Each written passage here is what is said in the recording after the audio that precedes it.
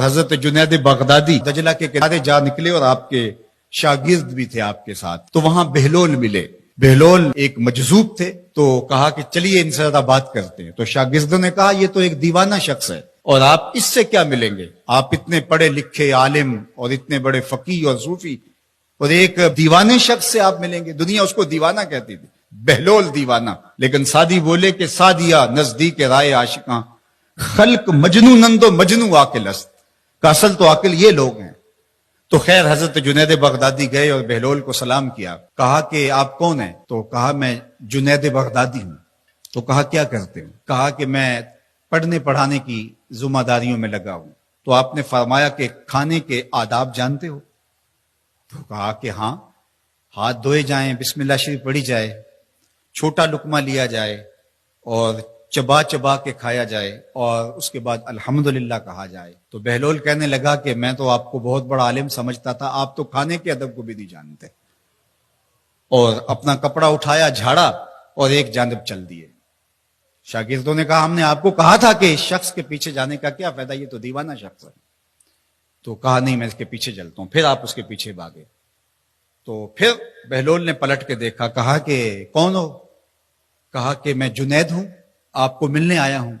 تو آپ نے پھر ایک سوال کیا، گفتگو لمبی ہو جائے۔ تیسری مرتبہ بھی جب وہ اپنا دامن چاڑ کے گزرے تو پھر آپ آگے بڑھے۔ انہوں نے پوچھا کون ہو؟ انہوں نے کہا کہ میں ایک عام سا شخص ہوں، تو آپ کے پاس جو ہے وہ سیکھنے آیا ہوں۔ تو کہا کہ میں نے تم سے پوچھا تھا کہ کھانے کے آداب کیا ہیں، تو تم نے یہ بتایا تھا۔ کہا جی میں نے تو یہی پڑھا ہے اور میں نے یہی بتایا ہے۔ تو کہا کھانے کا سب سے پہلا ادب یہ ہے کہ لقمہ حلال کا ہو، باقی لقمے چھوٹے چھوٹے توڑ کے کھائے یا چبا چبا کے کھائے یا جو ہے وہ پانی پہلے پیے یا بعد میں پیے، کہا یہ باتیں بات کی ہے۔ سب سے پہلا ادب کھانے کا یہ ہے کہ لقمہ طیب ہو، لقمہ طاہر ہو، لقمہ پاکیزہ ہو۔ اللہ اکبر۔ تو ہمارے رب نے ہمیں پاکیزہ رزق کھانے کی تلقین فرمائی ہے۔ تو اللہ کے محبوب علیہ السلام نے اس شخص کا ذکر کیا جو لمبا سفر کر کے آیا اور وہ کعبۃ اللہ کے سامنے کھڑا، وہ اللہ تعالیٰ جل شانہ کو پکارتا ہے اور کیا کہتا ہے، یا رب یا رب۔ اشعث اغبر، اس کے بال بکھرے ہوئے ہیں اور اس کا لباس پھٹا ہوا ہے، پتہ گندہ سی حالت ہے، اور اللہ کے گھر کے سامنے کھڑا ہے، لمبے لمبے ہاتھ کر کے دعا مانگ رہا ہے، یا رب اے میرے اللہ اے میرے اللہ۔ لیکن فرمایا وَمَطْعَمُهُ حَرَامٌ وَمَشْرَبُهُ حَرَامٌ وَمَلْبَسُهُ حَرَامٌ وَغُذِّيَ بِالْحَرَامِ فَأَنَّىٰ يُسْتَجَابُ لِذَٰلِكَ۔ فرمایا کہ اس نے جو کھایا ہے وہ حرام کا ہے، اس نے جو پیا ہے وہ حرام کا ہے، اس نے جو لباس پہنا ہے وہ حرام کا ہے۔ فرمایا اس کو جو غذا دی گئی ہے وہ غذا حرام کے مال سے اسے حاصل ہوئی تھی۔ فرمایا فَأَنَّىٰ يُسْتَجَابُ لِذَٰلِكَ۔ فرمایا مجھے بتاؤ کہ اس کی دعائیں کیسے قبول ہوں گی۔ وہ کعبۃ اللہ کے پردے کو تھام کے کھڑا ہے، ملتزم سے لپٹ کے رو رہا ہے، وہ حتیم میں کھڑا ہے، وہ کعبہ کے اندر بھی چلا گیا، کعبہ کی چھت پہ سقف بیت اللہ پہ بھی کھڑا ہے، مطاف میں کھڑا ہے، وہ حجر اسود کے ساتھ لپٹ کے دعائیں مانگ رہا ہے، مقام ابراہیم کے پاس کھڑا ہو کے دعائیں مانگ رہا ہے۔